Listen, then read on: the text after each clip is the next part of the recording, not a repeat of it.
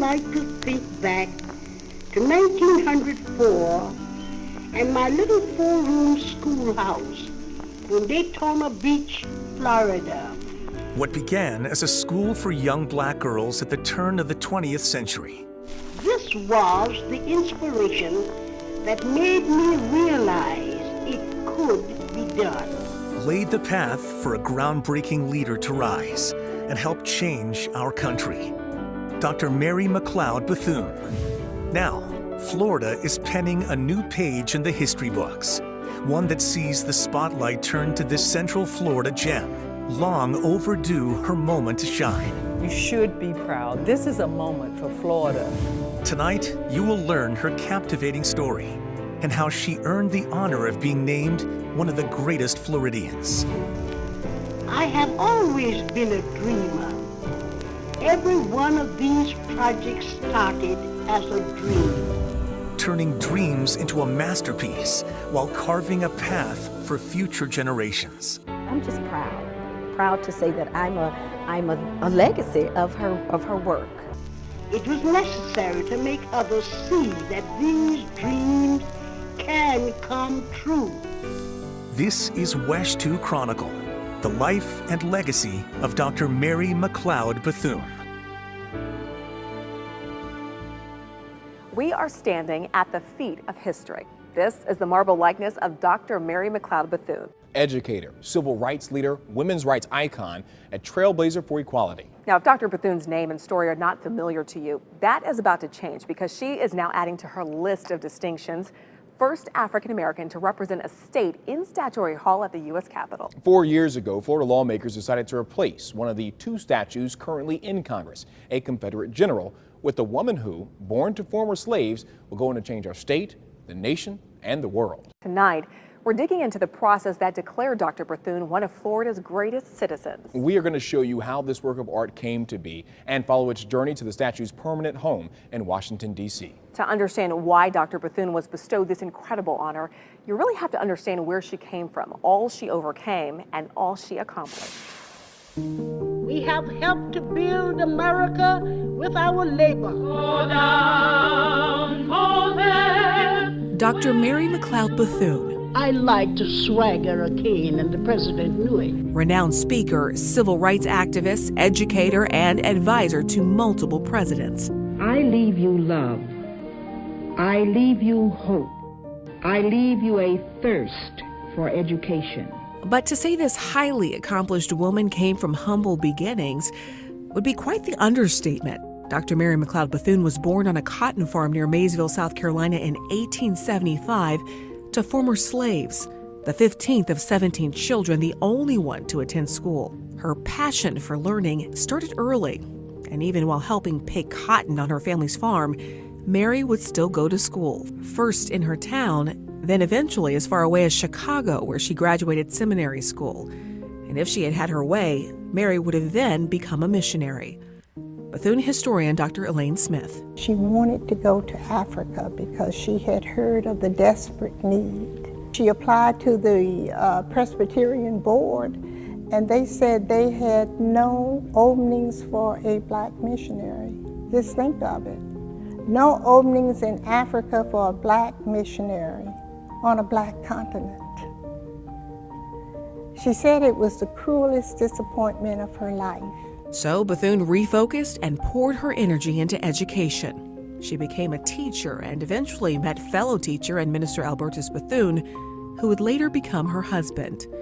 Together, they would educate black children in South Carolina and Georgia before moving to Florida just before the turn of the 20th century. Settling first in Palatka, Mary McLeod Bethune taught for 5 years at 2 schools before setting her sights on Daytona Beach. There, Dr. Bethune's dream was to start a school of her own for young African-American women. Years later, she spoke about it on an episode of radio show This Is Your Life, recorded in 1949. I had $1.50 in cash, but I had faith in God. I believed in my people, and I had confidence in Mary McLeod Bethune. So, in 1904, with just $1.50, Dr. Bethune opened the Daytona Industrial and Educational Institute with 5 students and her son Albert.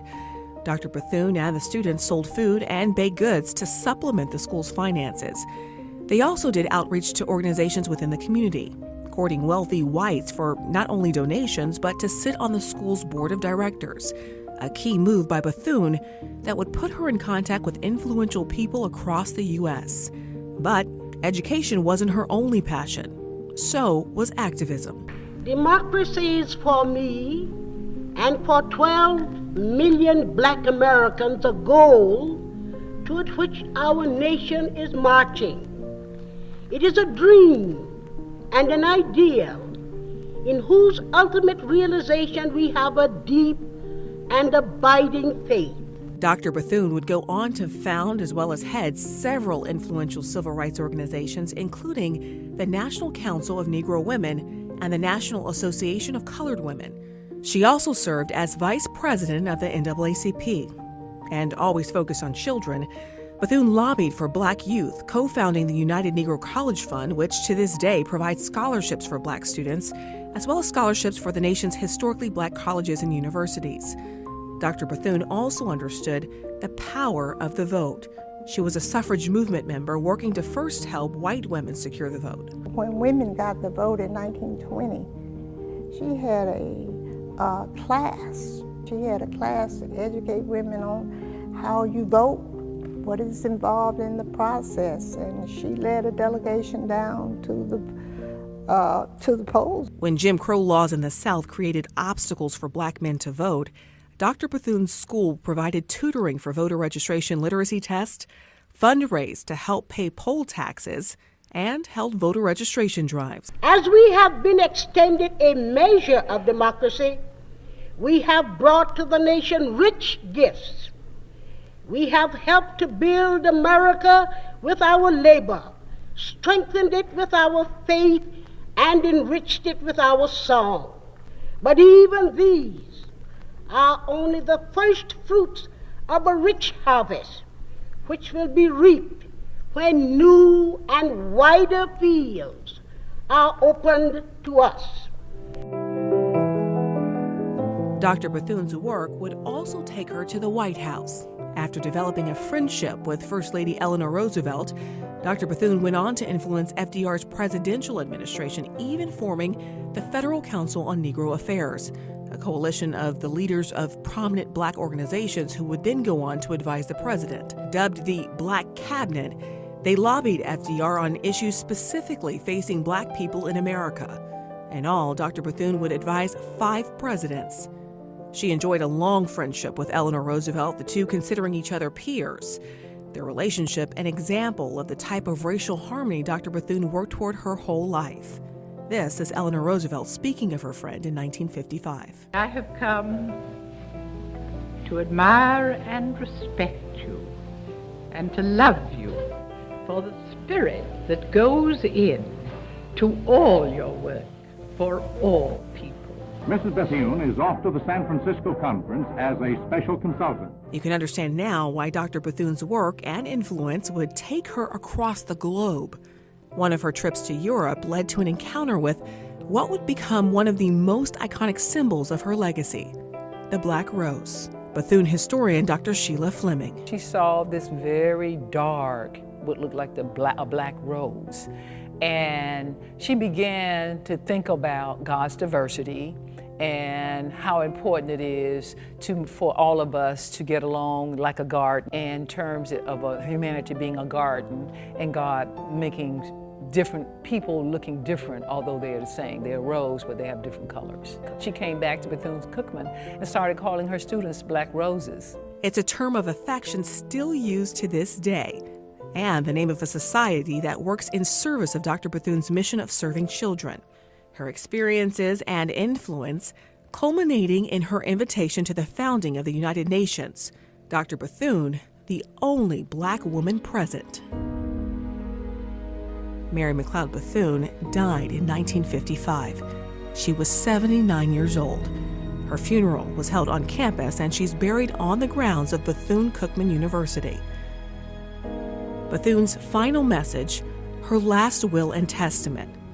It's become a cornerstone of her legacy. It reads, "I leave you to love. I leave you to hope. I leave you your faith. I leave you a thirst for education. I leave you racial dignity. I leave you a desire to live harmoniously with your fellow men.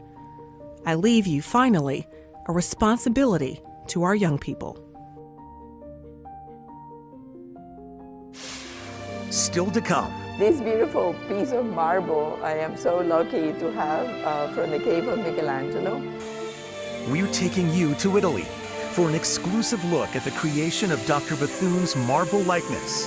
But first, more about Mary. I don't know if you can find a single figure in the history of Daytona that runs through the whole city in the way in which she did. From medicine to sports, and even oceanfront real estate, how she made her mark on Daytona Beach in ways you may have never heard of. When Chronicle continues.